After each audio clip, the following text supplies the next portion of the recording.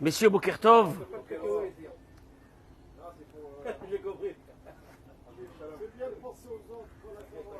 C'est pour les garder au frais, à l'intérieur. Ça va tourner dehors. Laisse ça.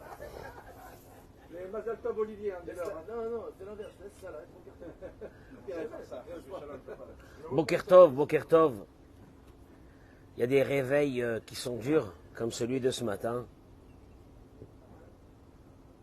Que ce soit les Ilon Ishmat, Atzadikim va Théorim, qui sont partis pour que nous puissions vivre dans cette terre et accomplir la Torah et les mitzvot. Je répète, et accomplir la Torah et les mitzvot. Il serait gravissime de bafouer l'âme de ceux qui sont partis en disant simplement qu'on est là pour le soleil. Et qu'on est là simplement pour la plage ou pour Tel Aviv. On est là parce qu'ici, on accomplit au grand jour la Torah et les mitzvot. C'est pour ça qu'ils sont partis. Je vais introduire l'idée d'aujourd'hui en attendant que nos amis se connectent sur les réseaux sociaux et je vais vous demander de partager au maximum le cours de ce matin.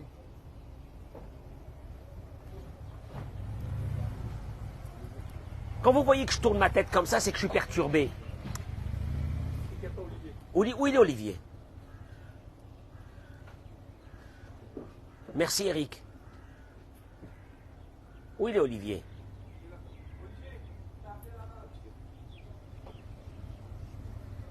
En plus, il nous a amené des plateaux de la Brit Mila de son petit-fils.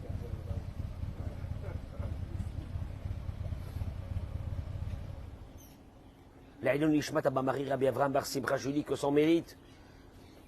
J'ai dit à mon père d'intervenir dans le ciel. Mais Vakasha Kadosh Baruch Hu, dis à Kadosh Baruch Hu que ça suffit. Ça suffit. Combien que ce peuple juif, il va encore souffrir. Combien qu'il doit souffrir. Mazé, qu'est-ce que c'est ça? Il n'y a pas un moment où on va être tranquille chez nous. J'introduirai l'idée d'aujourd'hui par une anecdote que j'ai vue avant-hier. Vous savez que nous avons ici presque 200 familles qui sont là. J'étais là dans l'après-midi, vers l'intérieur de Eliam, et je vois un enfant, 4 ans ou 5 ans. Il avait dans sa main, je pense, un gâteau ou quelque chose comme ça. Et en haut, il y avait 2 corbeaux qui étaient en train de tourner. Ah, ils ont vu le gâteau. C'est des corbeaux israéliens. Ils se gênent. Ah, c'est pas des corbeaux français. Hein. C'est des corbeaux israéliens. Ils se gênent pas. Ils étaient là en train de tourner. Lui, il les a vus, ces corbeaux. Il s'est mis à crier. J'ai senti qu'il était un peu stressé. Un peu. Et sa maman, qui était pas très loin, elle était assise avec des amis. Elle était en train de regarder son téléphone. Et elle lève pas ses yeux. Et moi, je regarde. De toute façon, j'étais à côté. J'ai dit, si un des corbeaux qui arrive, je le défonce. Et j'étais à côté. Et d'un seul coup, les corbeaux se rapprochent de ce petit. Et là, il pousse un hurlement. Et je vois la mère qui jette son portable. Et elle court vers lui. Et j'ai dit, quelle était la différence entre les premiers cris de l'enfant et le hurlement qui a causé à la mère de tout lâcher. Parce qu'elle avait compris que son fils, il était en danger. Et Dieu m'a ouvert les yeux sur une idée de la paracha de cette semaine.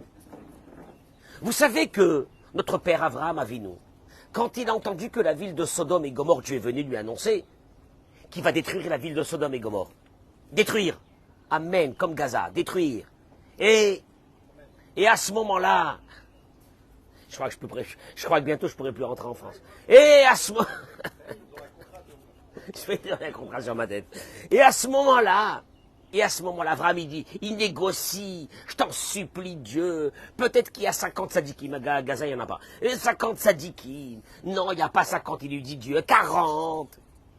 Dieu lui dit, je t'en supplie, même 40, il n'y a pas. J'ai cherché, il n'y a pas. 30, il n'y a pas. 10. négociation terrible entre Abraham et Dieu pour essayer de sauver cette ville. Cette ville de méchanceté, une ville pervertie qui avait rendu l'argent à Dieu. Et qu'ils avaient instauré des lois que celui qui donne de l'aumône à un pauvre, le verdict est clair, il mourra. Et Dieu dit, moi ces villes-là, je les prends, je les renverse, je les détruis. Des villes où il y a le mal, je les renverse et je les détruis. C'est les mots de Dieu. Il ne restera rien. Sodome et Gomorrhe, c'était la Suisse à l'époque. Où le Talmud y ramène qu'il suffisait qu'ils creusaient 3 amotes sur la terre et il y avait des pépites d'or, comme ça, des morceaux d'or qui sortaient de cette terre. C'est l'opulence la plus totale. Et Dieu, il a dit, je leur ai tout donné. Mais quand tu donnes tout à l'humanité, qu'est-ce qu'il fait? À un moment donné, il devient mauvais, il devient méchant. Et Abraham Avinu baisse les bras. Il n'y a plus rien à faire pour la ville de Sodome et Gomorrhe. On sait l'histoire. Les anges sont partis pour détruire la ville de Sodome, mais aussi sauver encore une fois. Qui? Celui qui donne du souci à Abraham Avinu depuis longtemps, c'est qui? Lot, ce neveu-là. Ce neveu-là qui, la semaine dernière, on l'a vu, il a été kidnappé, il a fallu qu'Abraham fasse des guerres pour aller le récupérer. Et cet abruti, il est parti habiter à Sodome et Gomorrhe. Ah ben, il faut le sauver aussi. Et là, la Torah nous ramène une chose fabuleuse qui a fait sursauter nos sages. Quoi? C'est qu'au moment où il est évacué avec sa femme, qui d'ailleurs sa femme va se retourner au moment de la destruction de la ville, elle va devenir quoi? Une statue de sel. Avec ses filles. Et là, il demande aux anges quelque chose. Qu'est-ce qu'il dit aux anges? Il dit aux anges,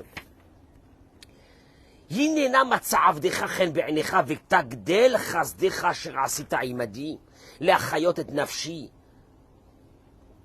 dit aux anges, je suis conscient de ce que vous faites, que vous êtes venus pour me sauver. Je peux vous demander quelque chose, quoi? Une chose qui va me permettre de me sauver, de vivre, de ne pas mourir. Je vous en supplie, parce que je vais mourir sinon. Faites cette chose-là, sinon je vais mourir. Quelle chose? Inena irazot krova lanus shama ve'i mitzar. Vous avez jamais vu ça? Il y a une ville qui s'appelle Mitzar. Rachi ramène que cette ville aurait dû être détruite aussi. Sauf que cette ville, on va dire qu'elle a été construite beaucoup plus tard que Sodome et Gomorrhe, et que donc son paquet de méchanceté n'avait pas encore été rempli. Mais je vous en supplie, je voudrais vivre. Le monde va être détruit. Lui pensait que le monde va être détruit. J'ai besoin d'un endroit où me retrouver, moi et mes filles. Où je vais être? Je vous en supplie, ou Techin Nafshi, afin que mon âme soit sauvée. Laissez-moi, s'il vous plaît, la ville de Mitzar, pour que je puisse me sauver là-bas. Ou Techin Nafshi, et que mon âme vivra. Yomer Elav, l'ange lui a dit, Inena Sati, Panecha, voici, j'ai accepté cette chose-là. Je ne retourne pas la ville dont tu as parlé. Fin de l'histoire. L'ange exauce le vœu de Lot d'épargner la ville de Mitzar et de ne pas la retourner. La retourner complètement. Sodome et Gomorrhe aujourd'hui, vous savez qu'est-ce que c'est? Du sel. Il ne reste plus rien jusqu'à aujourd'hui. 3500 ans après, il ne reste plus rien. Du sel. C'était la Suisse. Il n'y a plus rien là-bas. Mitzar, je te la laisse. Tu m'as demandé de te laisser Mitzar, je te la laisse. Et là, nos maîtres se posent une question, mais elle est flagrante, cette question. Écoutez-moi bien.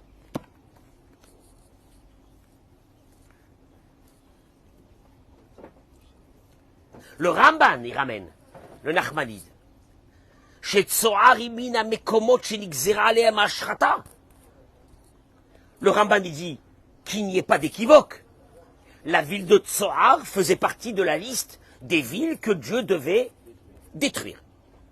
Ou betechinato shel Lot, et par la supplication de Lot, et Nicha Malach, l'ange l'a épargné, Ba'avour shelo yochali malet ahara bobayom, parce que Lot lui a dit, j'ai pas le temps de me sauver vers la montagne, comme tu me le demandes. J'ai besoin d'avoir une ville à côté où je puisse déjà me poser avant de pouvoir me sauver plus loin. Mais voir Bedivra Ramban. Il ramène ici le Rav, Israël Meir Drouk. Il ramène ici une chose. Nous apprenons du Ramban que la supplication, la prière, la demande de Lot a été quoi, Eric? Exaucée. Hein? Et la ville de Tsoar n'a pas été quoi? Détruite. Et là, mais se pose une question, c'est une explosion de questions. Avraham Avinu Erir Bitfila ou Betachanunim. Avraham a prié pour que ces villes soient épargnées. Sodome, Gomorre, Mitzar. Et Dieu lui a dit, oh allô, il n'y a rien. J'accepte pas tes prières. Comment Lot, qui a vécu à Sodome et Gomorre, hein, il devait, entre guillemets, il devait naviguer. Il devait naviguer dans ces eaux troubles. Hein? Il n'était pas terrible, le mec. Comment se fait-il que sa demande a été exaucée, alors que Avraham Avinu, que Dieu dit sur Avraham Avinu que c'est son amour, c'est son ami. Lui, Avraham, quand il a prié sur Sodome et Gomorre et Mitzar, sa demande, elle a été quoi? Refusée, non avenue. Comment se fait-il que l'autre, il demande Mitzar et on exauce son vœu? Il y a un blême. Et la question, comment elle est? Elle est grandiose. Elle est grandiose. Là, tu lis la paracha dans le pshat. Tu lis la paracha, tu poses à quelqu'un cette question. Je comprends pas. Mitzar devait être détruit, oui. Pourquoi Mitzar est resté? Parce que l'autre a demandé. Je comprends pas. Avraham Avinu aussi a demandé. Et Avraham Avinu quoi? Ça n'a pas marché. Quelle différence? Et là, il donne une réponse. Il donne une réponse, il dit, Tfilato shel Avraham aïta tfila amitit. Écoutez-moi bien. Parce que c'est vraiment ça le nerf de la guerre actuellement que nous vivons. Avraham Avinu. C'est vrai que sa prière, elle était pure. Aval lo hayta ala atzmo. Mais cette prière n'était pas sur lui. Shari chayav atzmo. Lo hayu tlulim klal be'atzalat anshe Sodom. Sa vie n'était pas en danger par l'histoire de Sodome. Tu le sais ou non? Il a prié, oui, il a prié. Il a prié. Mais est-ce que ta vie elle est en danger à ce moment-là que tu pries? Non. Tu le sais, Olivier? Il prie pour Sodome et Gomorre. Il prie beaucoup pour Sodome et Gomorre. Mais sa vie, Moïse. Omnam tfilato shel Lot. Alors que la prière de Lot, elle était Vetechi nafshi. Il a dit, allons, je t'en supplie. Si tu me laisses pas cette ville, je vais mourir. Parce que je sais pas où aller. הוא הרגיש וידע בעצמו שאין לו שום אפשרות אחרת, וכמו שאמר, ואנוכי לא אוכל למלא טהרה, פן תדבקני הרעב ומתי. Il a dit où à l'ange? Et tu crois que j'ai le temps d'aller jusqu'aux montagnes? J'ai pas le temps d'aller jusqu'aux montagnes pendant que vous détruisez la ville de Sodome et Gomorre. Je vais mourir, moi. Laissez-moi une ville où je puisse pour l'instant me poser, le temps d'aller vers la montagne, parce que l'autre s'imaginait que Dieu était en train de détruire encore une fois tout le monde. Donc l'autre, quand il a parlé aux anges, comment il a parlé? Il a parlé petite prière, exauce ma prière, mon Dieu. Non, qu'est-ce qu'il a prié là? Je vais mourir. Comment elle est la prière quand quelqu'un dit je vais mourir?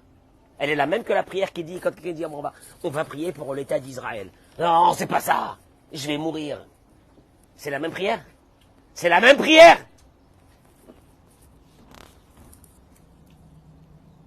Vetfila kazo. Et une prière pareille. Que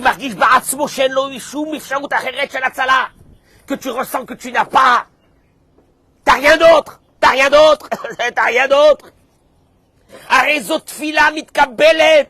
Cette prière, elle est exaucée. Elle a la force d'annuler le décret qui avait été donné par Dieu sur Sodome, Amora et sur cette ville de Tsoar. Tu le sais ou non? C'est dramatique.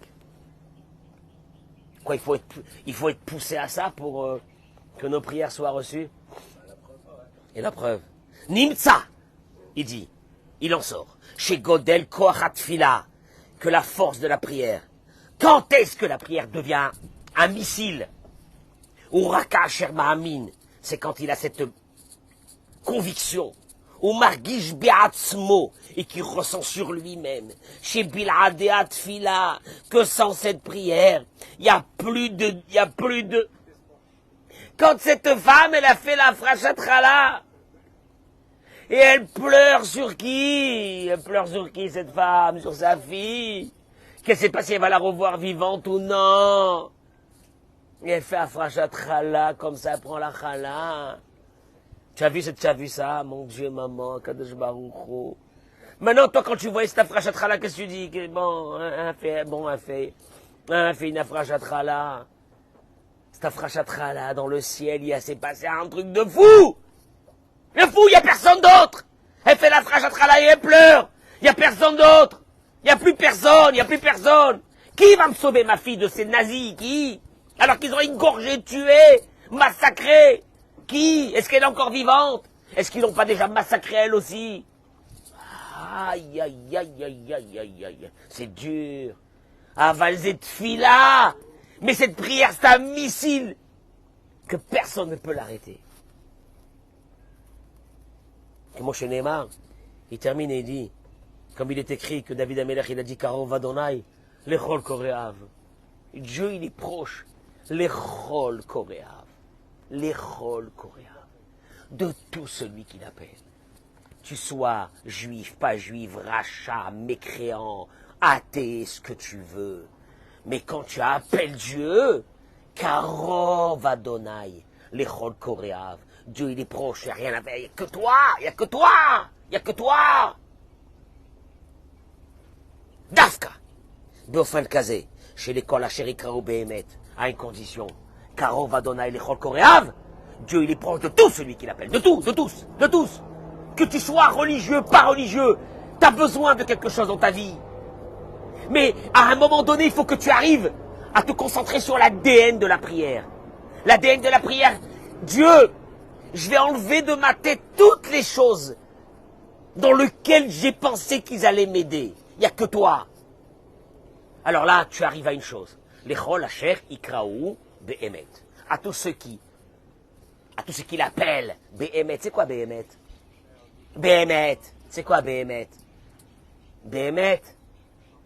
Karov Adonai l'Echol Koreav. Dieu est proche de tout celui qui l'appelle. L'Echol Asher Ikraou. De tout celui qui l'appelle Behemet. C'est quoi Behemet?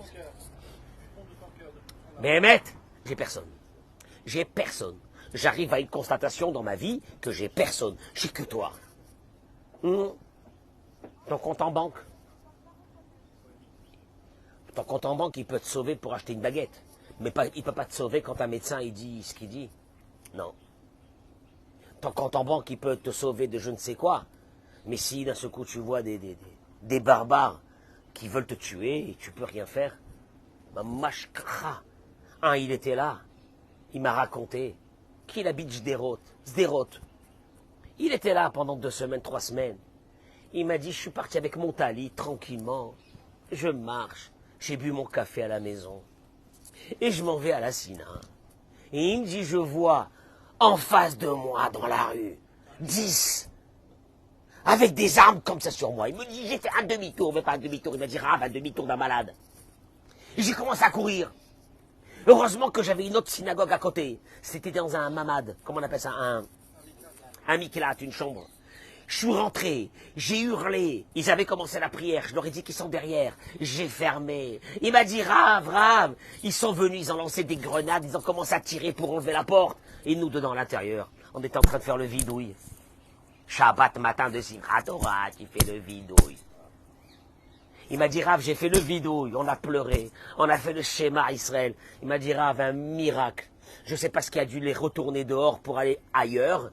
Et ils nous ont laissés. Il m'a dit, la porte, il restait rien de la porte du Miklat, encore 2 minutes. Il rentrait. On était 10 ou 12, il nous terminait. Il était 7h30 du matin. Il me raconte ça comme ça. Il m'a dit, mais qu'est-ce qu'on a prié, qu'est-ce qu'on a pleuré à ce moment-là. C'est dur. Tu arrives à ce moment-là comme ça, tu pleures et tu pries, et tu dis à Hachem, mais Bémet, dans notre vie, on devrait arriver à un moment pareil. Il n'y a que toi. Il n'y a que toi. Et là, ça marche. Alors là, ça marche.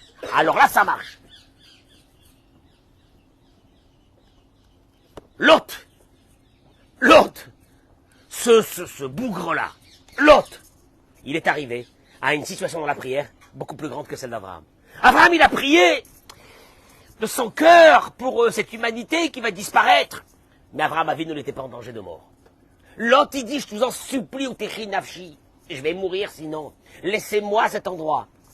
L'ange, il peut rien faire contre ça. Il lui a dit, bah, je te laisse. Ce que son oncle Abraham n'a pas réussi, lui, cet abruti, il a réussi. C'est fabuleux. Il y a Doua. Maaseh Hamouva Begmara, la Gemara, dans Masechet Ketubot, Daf Samech Bet, Amoud Bet, et ramène une histoire. Rabbeinu Akadosh, qu'est-ce qu'il y a avec nous dans la Gemara? Hein, Rabbi? On a vu la marloquette de Rabbi et Chachamim dans Masechet Makot, Perek Bet. Oui ou non? Tu te rappelles, Eric? Merci.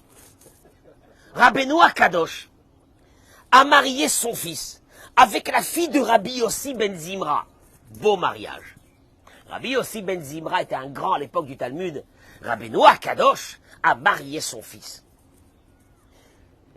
Et le fils de Rabbeinu Akadosh, qui était un très grand rave, a décidé, à cette époque ça se faisait, je ne sais pas comment il faisait ça, d'aller à la yeshiva pour étudier 12 ans.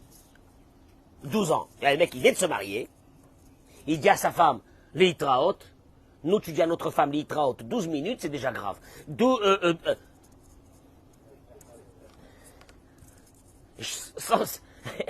Sans citer de nom, tu peux dire à ta... Sans citer de nom, je dis pas de nom, parce qu'après ils vont... tu peux dire à ta femme 12 heures. Quelle 12 heures? Ton espérance de vie se raccourcit de moitié, 12 heures. Ouais, 12 heures, ouais, 12 heures. 12 jours, 12 ans. Il est parti étudier la Torah 12 ans. Écoutez l'histoire. Virat sheshav lebeto, naasta ishto akara. La Gemara dit quand il est revenu à la maison 12 ans après, sa femme n'arrivait pas à avoir d'enfant. Bon alors, la constatation elle a été que s'il avait été là 12 ans avant, ça aurait été plus facile pour qu'elle ait des enfants. Mais 12 ans après, à savoir ce qui s'est passé. Elle est devenue stérile. Histoire dans la Gemara. Amar Rabbi l'a dit, Rabbi, le père, le beau-père. Rabbi, c'est l'histoire de son fils. Rabbi l'a dit. Comment on va faire? Imiegareshota. Si la divorce, parce qu'elle ne peut pas avoir d'enfant, ils diront Sha'aniazo la shavemtina ba'avoroyud betchanim. Ils diront cette malheureuse, elle est devenue stérile parce qu'elle a attendu combien de temps? Le fils de Rabbi. Rabbi il dit sur son fils, si je la laisse comme ça, qu'est-ce qu'ils vont dire les gens? La malheureuse, elle a attendu son mari de 12 ans, voilà, elle s'est fait avoir. Ve'imisa sha'acheret yomru zoishto vezosunato. Qu'est-ce qu'il va faire, mon fils? Il va se marier avec une autre femme? Il va la laisser comme ça?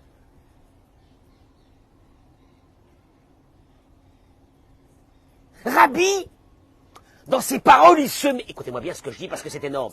Rabbi, dans ses paroles, il se met dans une situation impossible. Il dit, comment les gens ils vont dire? Mon fils est parti étudier la Torah pendant 12 ans. Il a laissé cette malheureuse ici. Après 12 ans, malheureusement, qu'est-ce qui s'est passé? Avec le temps, elle ne peut plus avoir d'enfants. C'est de la faute de mon fils. C'est de la faute de la Torah qu'il a étudiée. Et là, Rabbi dit, cette idée est impossible. Après que Rabbi est arrivé à la constatation que cette idée est impossible, qu'est-ce qu'il fait?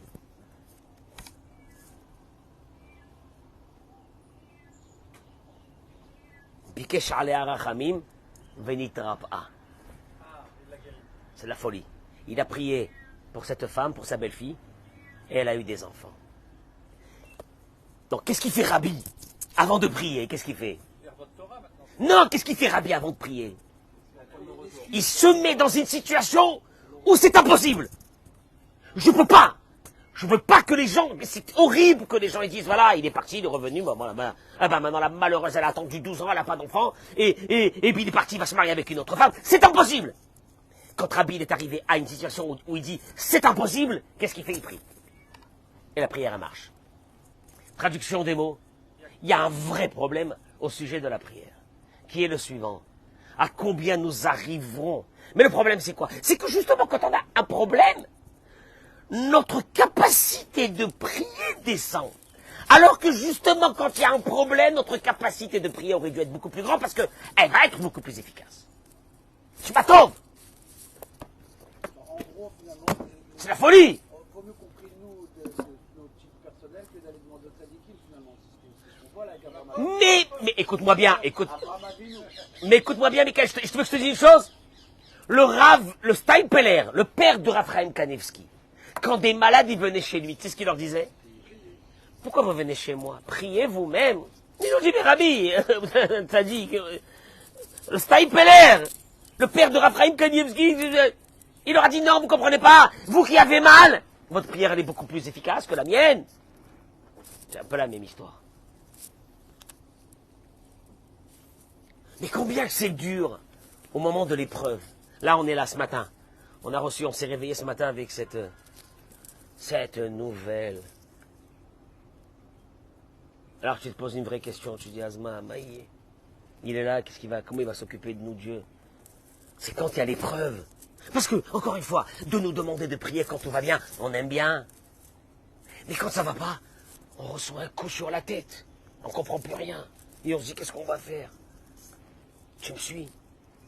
Il ramène ici de la Rabbi Nachman de Breslev qui dit que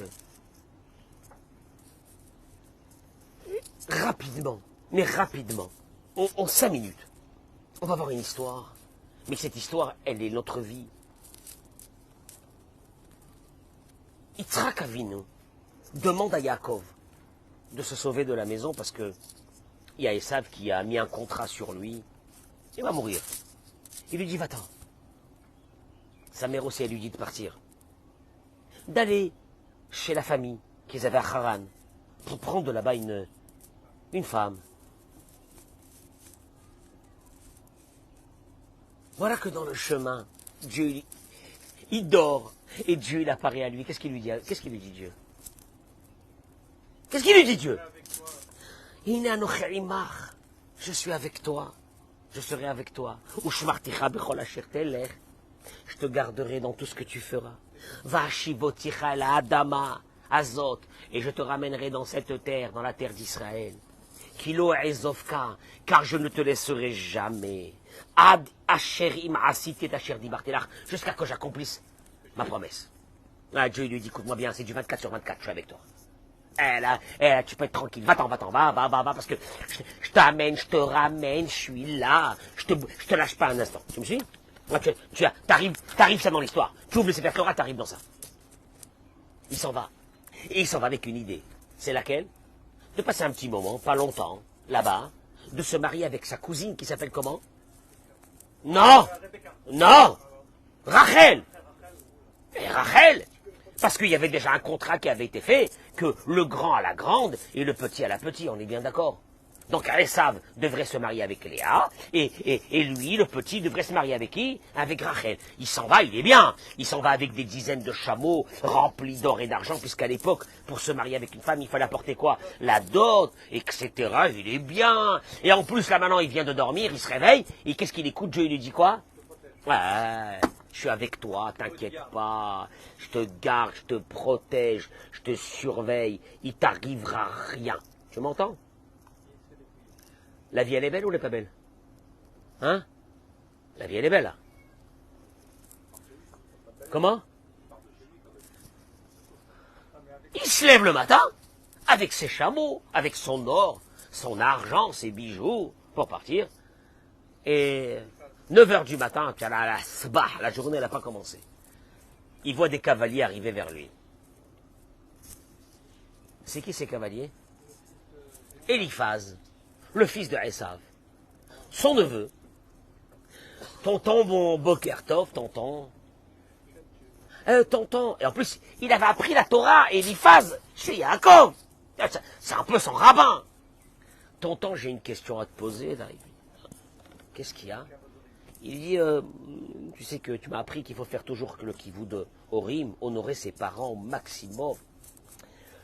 J'ai une question vraiment déontologique qui est que mon père m'a demandé de te tuer, je fais quoi? Et ils sont pas en train de parler philosophique, hein. Le mec il est arrivé, tu le vois, il avait des épées, il avait tout. Tonton, papa m'a demandé de te tuer. Qui vous d'avaem, maman, qu'est-ce que je fais? Et là Yaakov il lui dit, il y a dans la Torah une idée que quelqu'un qui est pauvre, mais pauvre, qu'il n'a plus rien, ni maison, ni habit, ni rien sur lui, rien, il est considéré comme un mort. Tue-moi en me prenant tout. Traduction des mots, c'est quelques secondes après que Dieu lui dit, je suis avec toi, je te garderai. Jacob, il est en caleçon et en tricot de peau. Et il commence sa route tout seul. Elle est belle. Bah, Kadosh Baruch Hu, la vérité, arrête de me faire des promesses pareilles, parce que la prochaine promesse, elle va être chaude. Tu viens de me promettre, je te garde, je t'amène, je te prends, je te ramène, je te ci, je te là, tu me... Il arrive chez son oncle. En arrivant chez son oncle, l'histoire elle est que son oncle il lui dit, bon, si tu veux prendre une de mes filles, il faut du flous. T'as pas? Moi, tu vas travailler 7 ans. Il travaille 7 ans. Après 7 ans, cet abruti, à la place de lui donner Rachel, qui lui donne? Léa. Heureusement que qui c'est qui avait donné les simanim? C'était Rachel, elle avait donné les signes à Léa. Léa se marie avec Yaakov. Bon, après il se marie avec Rachel. Il passe encore là-bas 14 ans, plus encore je ne sais pas combien d'années, en tout 22 ans. Et il rentre. Bon. L'histoire s'est terminée. Dieu était avec lui, oui ou non, dans cette histoire. Voilà, 22 ans après. Parce que des fois, le problème, c'est quoi? C'est que quand tu reçois le coup, au moment où tu reçois le coup, t'es groggy. Tu te relèves pas. Tu dis, quelle prière, j'en ai marre. Plus je prie, plus là. 22 ans. Et là, la Torah nous dit, il dit Rabbi Nachman de Breslev une chose terrible. Olivier, il a fallu 22 ans pour qu'il comprenne. Quoi? Que si le scénario n'avait pas été celui-là, allez, on y va. Il ne rencontre pas Eliphaz. Allez, vas-y. Il arrive chez Lavan. Salut mon oncle Lavan, je suis venu pour me marier avec ta fille. Et tu te rappelles Eliezer quand il est venu prendre ma mère, qu'est-ce qu'il avait amené? Moi j'ai amené le double. Il se marie avec Rachel et il s'en va. Il rentre en Israël. C'est passé quelques mois, 1 an, 2 ans, 3 ans. La colère de Esav à ce moment-là était tellement grande qu'il aurait tué. Mais c'est pas ça le pire. C'est que le peuple d'Israël n'aurait pas existé. Pourquoi? Arrête avec tes trucs, pourquoi? Il n'aurait pas pris Léa, il n'aurait pas pris les deux. Puisque Rachel était stérile, elle n'aurait pas dû avoir d'enfant. Grâce à quoi elle a eu des enfants? Qu'elle a donné les signes à qui? À Léa. Et grâce à ça, Dieu lui a dit, je t'ouvre ta matrice, et tu auras des enfants. Traduction des mots. C'est terrible. Et vous pensez que Yaakov, à un moment donné, il a dit, il est là il travaille chez Lavan, comme un sauvage du matin jusqu'au soir, à tel point qu'il a dit que la nuit, sa chair, elle a été déchirée par le froid, et desséchée dans la journée par le soleil, pour travailler pour Lavan pendant toutes ces années. Il ne peut pas un bon matin se lever et dire, Dieu, tu es sûr que là-bas dans le ciel, il n'y a pas un truc hein? Il n'y a pas un truc qui tourne? Qu'est-ce que tu me fais là, hein? Tu m'avais dit que tu allais m'amener, me ramener, nanana, quel ramener? Regarde l'embrouille, je suis tombé dans les mains de ce Lavan, il m'a massacré. Akadosh Baruch Hu dit 22 ans. Tu vas attendre 22 ans. Et tu verras la différence. Ratuma. Pourquoi je ramène cette histoire? Pour vous dire une chose. Notre problème à nous, tu sais c'est lequel? Il dit,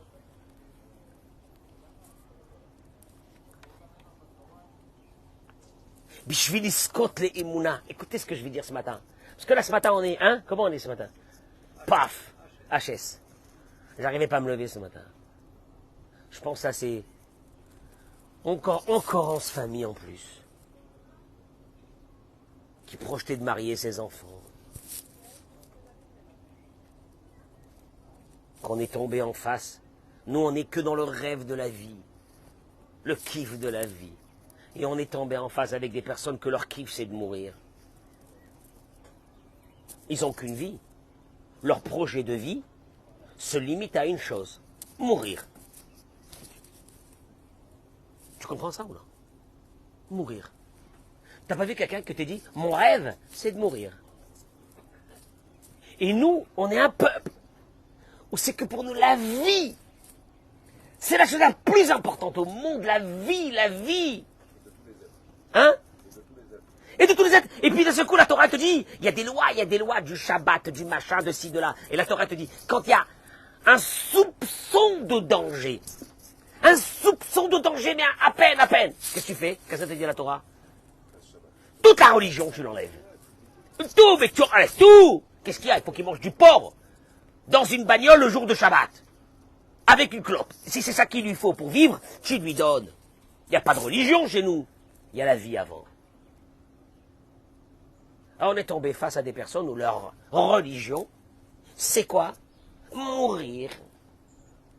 Mais mourir, et plus il meurt, et la mère de ce cafard, elle dit qu'elle est contente, elle distribue des bonbons, que son fils, il est mort. On est dans un monde de barbares. Mais de barbares d'il y a 3000 ans, 4000 ans. Elle donne des bonbons, elle distribue des bonbons.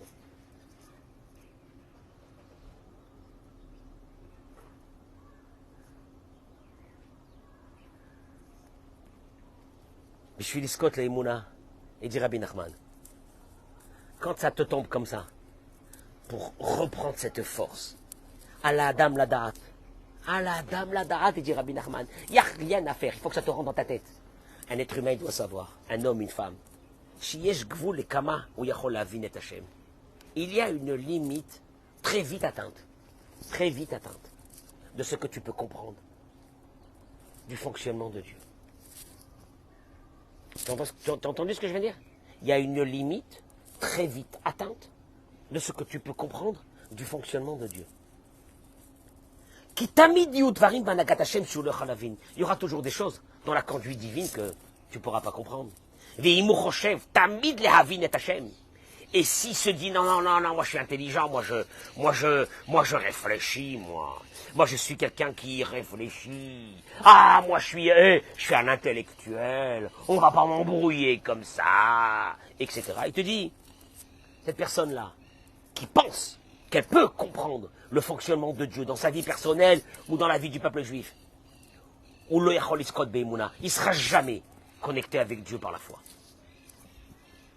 Parce que tu sais pourquoi? Parce que, il dit Rabbi Nachman, très vite, mais très vite, ta compréhension arrive à sa limite pour comprendre le fonctionnement de Dieu qu'il a avec toi. Ah, c'est pas possible. Il te dit, pas seulement toi, parce que peut-être t'es pas un grand rabbin, mais même le plus grand rabbin du monde ne pourra pas comprendre. Même Moshe Rabbeinu, il dit à Moshe Rabbeinu, dit à Dieu, je t'en supplie Dieu, montre-moi ton visage. Qu'est-ce qu'il lui a dit Dieu? Panaï loïra, où il n'y a pas un être humain. Qu'est-ce que ça veut dire ton visage? Dieu il a un visage, il a un nez. Dieu il a en le gouffre, vélo de moutagouf. Dieu il n'a pas un corps et il n'a pas la forme d'un corps. Qu'est-ce qu'il veut Moshe Rabbeinu? Je t'en supplie Hachem. À un moment donné, il est proche de Dieu. Il a reçu le pardon. Il est là avec les nouvelles tables de la loi. Il dit à Dieu, je t'en supplie, fais-moi un kiff.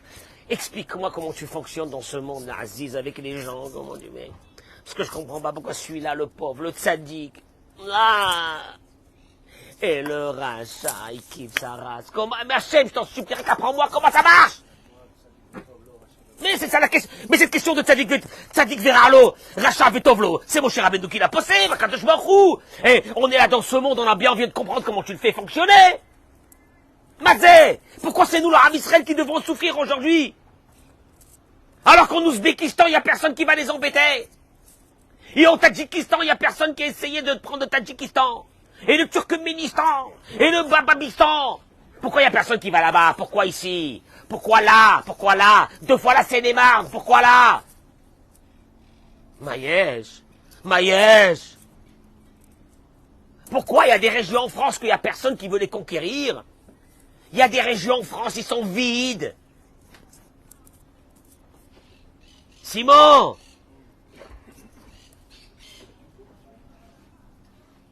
Simon, tu comprends que la Jordanie, elle a 3/4 vide. L'Égypte, elle est à moitié vide. La Syrie, elle est à 3/4 vide. L'Irak, il y a Wallo là-bas, il n'y a rien là-bas, il y a des blédards. Il n'y a rien. Et qu'est-ce qu'il y a ici? Mais qu'est-ce qu'il y a ici? Qu'est-ce qu'il y a là? Quand tu prends la carte du monde, le globe du monde, c'est un point, un tout petit point. Ils n'arrivent même pas à marquer dessus Israël. Et quand il y a de la place pour marquer Israël, ils marquent à la place de sa Palestine pour se faire un kiff. Ah.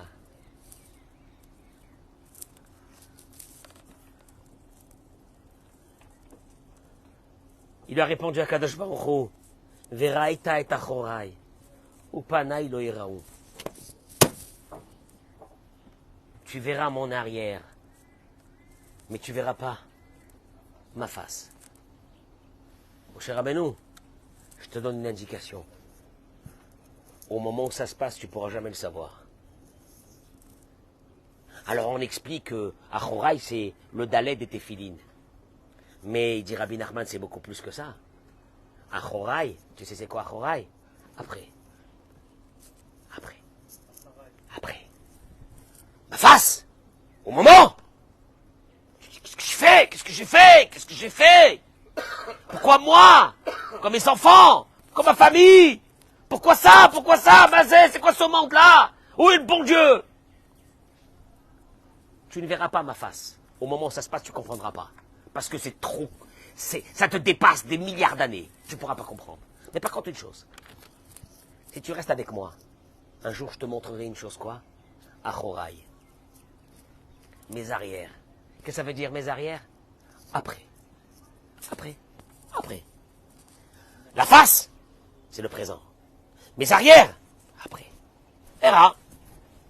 Ah! Si Yaakov Avinu avait pété un câble au moment où c'est qu'il arrive chez Lavan en tricot de peau et en caleçon. Mais qu'est-ce que c'est ça? Mais qu'est-ce que c'est ça? Où il est le bon Dieu? Hein?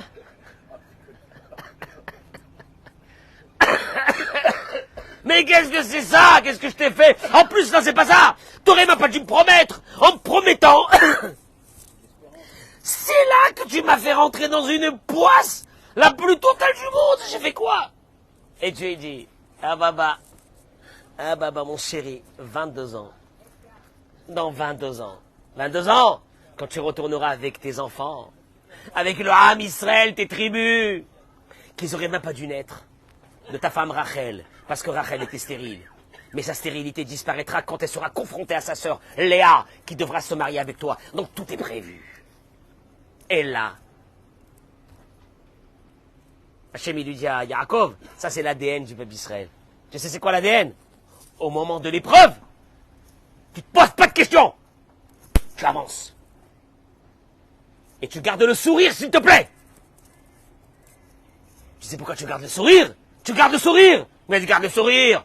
Moi tu peux garder le sourire. Comment je peux garder le sourire? Reste avec moi. Un jour je te montrerai la finalité des choses. Il y a des personnes qui auraient dû se marier avec telle femme. 2 semaines avant le mariage, 1 semaine avant le mariage, ils ont cassé, c'est une catastrophe. C'est la fin du monde, c'est la dépression. Et après, des années, tu vois que la femme avec qui tu t'es marié, et ainsi de suite. Et toute la vie, c'est la folie. Mais il faut des années. À nous, il nous a demandé une chose. C'est qu'au moment de l'épreuve, tu sais ce que tu fais?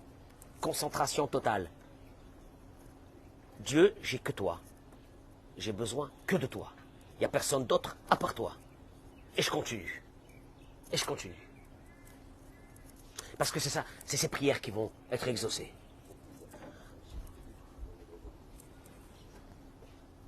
Pendant que je vous parle là maintenant, on entend les booms. Vous n'avez même pas fait attention. 2 missiles qui sont en train de tomber sûrement vers Tel Aviv. Vous entendez? Vous entendez? Avinu. Avinu Malkenu. Avinu Malkenu. Enanu melech elata. Avinu Malkenu enanu melech elata. Avinu Malkenu rachem alenu. Avinu Malkenu zochrenu bizichron tov milefanecha. On n'a que toi. Mais on n'a que toi. C'est pas une catastrophe. On n'a que toi, c'est la plus belle des choses. C'est la plus belle des choses, c'est la plus forte.